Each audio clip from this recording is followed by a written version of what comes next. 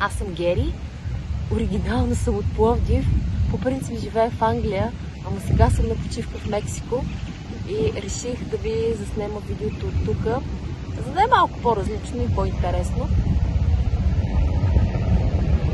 В ансамбъла съм от самото ми създаване, вече 10 години и бих казала, че с повечето от момичетата и момчетата сме от самото начало.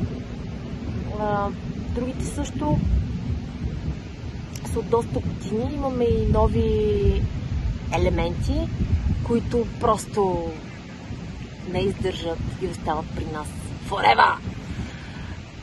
Много е готино. Казвам ви, който иска да танцува, да идва при нас. Ивито е много добра, защото ние сме много лоши и хич не я слушаме, обаче тя ни търпи. Какво да прави? Много ни обича, че ние сме и деца. Най-интересна случка да ви кажа, понеже това ни е по списък. Те интересните случки са ни много на нас. Колани са ни падали, сотиени, гащи, чорапи, цървули, кърпи и много други. Обаче аз ще си разкажа една, която си е свързана с мене. Много бързах за танци.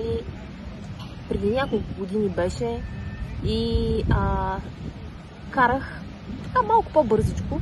И една полицейска кола зад мен беше цивилна, спря и каза: госпожо, не можете да карате. Аз казвам: много бързам.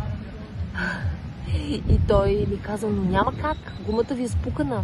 Напълно е мека, няма как да карате. Трябва да изчакате, ей. И аз му казвам: не мога, трябва, бързам. И човека явно ми видя физиономията, колко е отчаяна, че няма да мога да отида на танци, а имахме някаква изява пак и трябваше да репетираме. Полицая Милия, хора, почна да ми сменя гумата. Той беше 20 кг сигурно. Като взе да скача на този ключ отгоре, направо чак на мене и се... Не знам, много ми стана смешно. И така, тази случка си е лично от мен, ама като отидах на групата да им разкажа и те паднаха от смях. Та пак ни е обща. Хора, много е хубаво на танци. Който иска да идва да се записва при нас.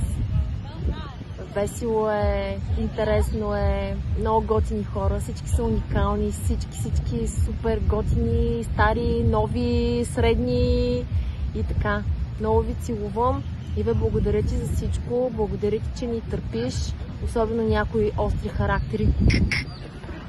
И така, целувки!